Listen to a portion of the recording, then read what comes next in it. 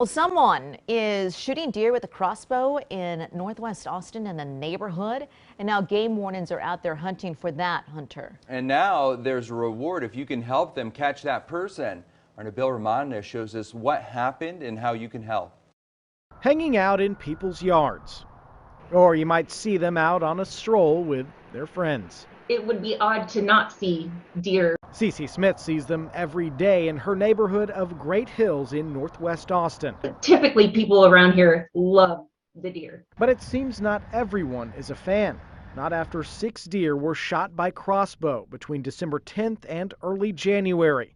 The arrows still stuck in some of the deer when they were found. Whoever's doing this is purposefully not using a gun because they don't want the sound of a gun. Scott JURK, a game warden with Texas Parks and Wildlife Department, has been investigating the case. He says 4 of the deer were found dead and the other 2 are unaccounted for. We still think it was probably somebody either hunting on foot or probably from a vehicle.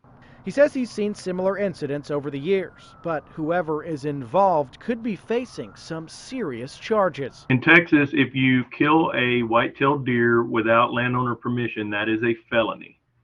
And so if the landowner pursues charges, we can actually file felony cases. Hunting deer at night, hunting deer from a vehicle on a public road, those are all Class A misdemeanors, so they all hold jail time. Now both the game wardens and residents living nearby are working to find the suspect. Check your doorbells, check your security cams. The game warden tells me they have leads they are pursuing, but at this time no one has been arrested. Also, there are 2 rewards set up for any information, one from Operation Game Thief and the other from a GoFundMe set up by Smith and the neighborhood. So as you can see, hopefully they're going to find something.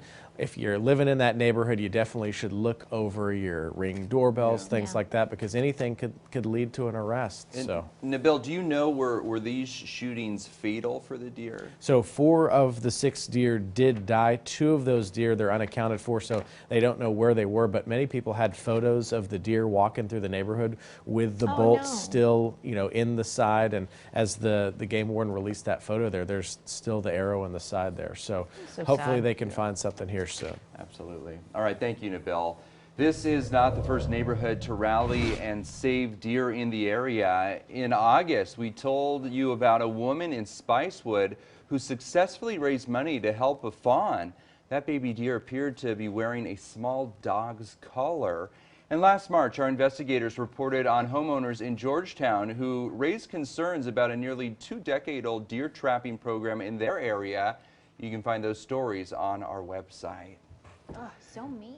I know. Yeah, it is. It is. It's just awful to hear Unnecessary. about this. Yeah, and it's so interesting. Obviously, we're so attached to our pets, but don't you feel sometimes attached to the wildlife in your neighborhood too? Yeah, absolutely. I have this one little skunk that lives in the storm drain that's right at the end of my neighborhood, and I see him probably every other day. Every day I see him, I say hi to him in the car. I'm like, there he is, hey, good morning. Like, I don't want him there because Lord knows what he's doing, but I'm like, if you're up at 2 a.m. and I'm up at 2 a.m., we might as well do it together. Automatic friends.